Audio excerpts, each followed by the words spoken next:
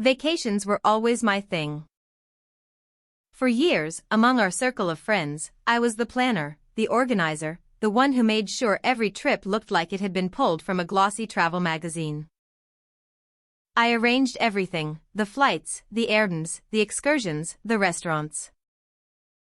I had Pinterest boards full of aesthetic ideas, I researched the most Instagrammable spots, and I carefully curated itineraries down to the hour. It was exhausting, but it was also my way of showing control, of making sure I looked indispensable. So when my boyfriend, Mark, casually suggested over dinner one night that he could plan our summer trip this year, I almost choked on my wine. "You?" I asked, my voice dripping with disbelief. He didn't flinch. He just smirked, like he knew exactly what I was thinking. "Yeah. Why not me?" 1,000 reasons flooded my head, because he was practical to the point of boring, because he'd never even booked his own flights before, because he thought vacations were for relaxing instead of carefully curated adventure, because he had no eye for aesthetic.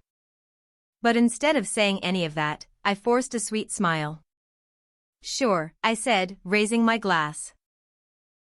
"Go ahead. Knock yourself out."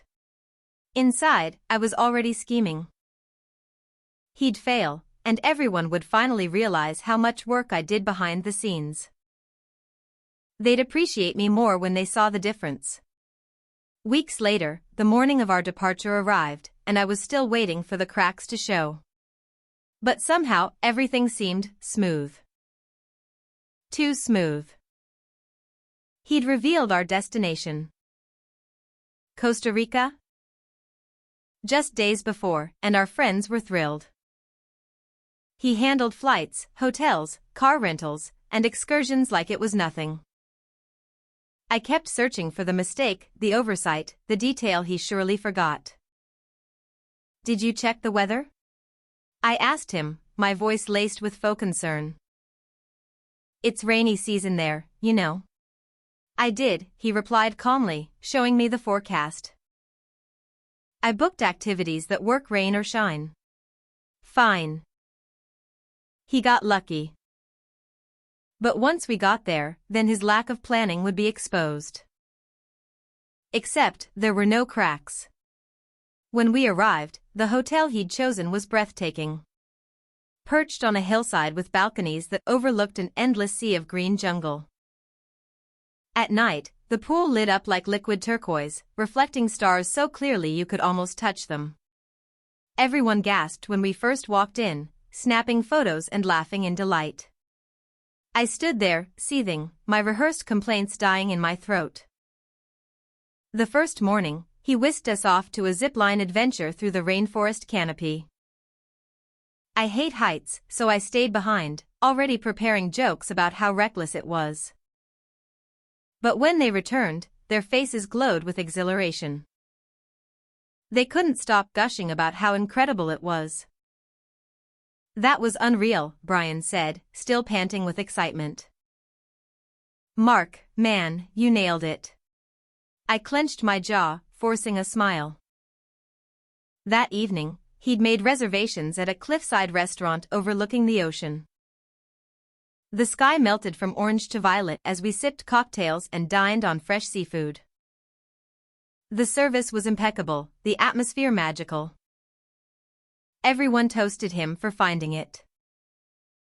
"Guess Yelp was kind to you," I muttered, but no one even acknowledged me. They were too busy raving. By the third day, my patience was unraveling. I decided to stage my own moment, something that would highlight his inexperience. During a snorkeling excursion, I loudly inserted myself, rattling off random facts about coral reefs I half remembered from a documentary, hoping to make him look clueless by comparison. But instead of fumbling, he asked smart, thoughtful questions, and the guide praised him for being engaged. Meanwhile, halfway back to the boat, I got winded and started flailing. Without a word, Mark swam over, wrapped an arm around me, and guided me back calmly and efficiently. When we climbed aboard, everyone clapped. For him.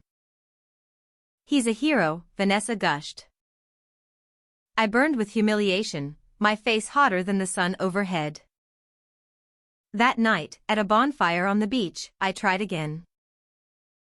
I waited until the group was laughing, drinks in hand, then smirked. Can you believe Mark planned this whole trip? Honestly, I thought we'd end up in a dingy motel eating instant noodles. I expected laughter. I expected someone to play along. Instead, the circle went silent. Vanessa frowned. Why would you say that? This has been amazing. Yeah, Brian chimed in, his tone sharp. Honestly, this is the best trip we've ever had. My smile faltered. I was just kidding, I muttered, but the damage was done. I'd turned myself into the bitter one, the ungrateful one. The next morning, we hiked through the jungle to a waterfall. The air was thick with the smell of damp earth and the chorus of insects buzzing all around us. Everyone surged ahead with Mark, laughing, snapping photos, while I lagged behind.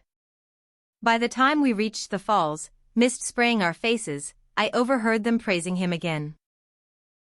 You should plan every trip from now on, Vanessa said. Seriously, Brian agreed. This has been unforgettable. And Mark? He didn't gloat. He didn't rub it in. He just smiled, content and unbothered. That stung more than anything.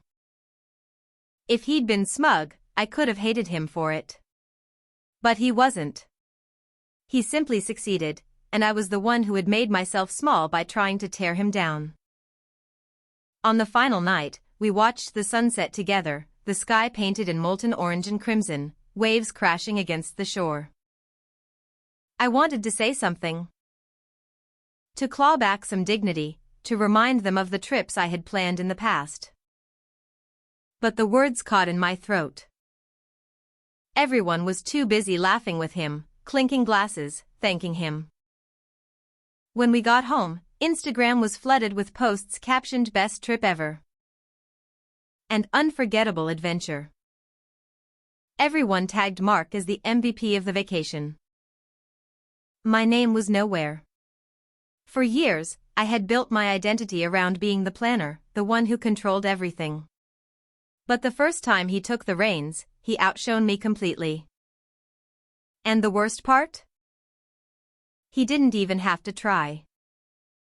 He won not just because he planned a flawless trip, but because when I tried to humiliate him, I only humiliated myself. The bitter truth was impossible to ignore. I lost, and I had no one to blame but me.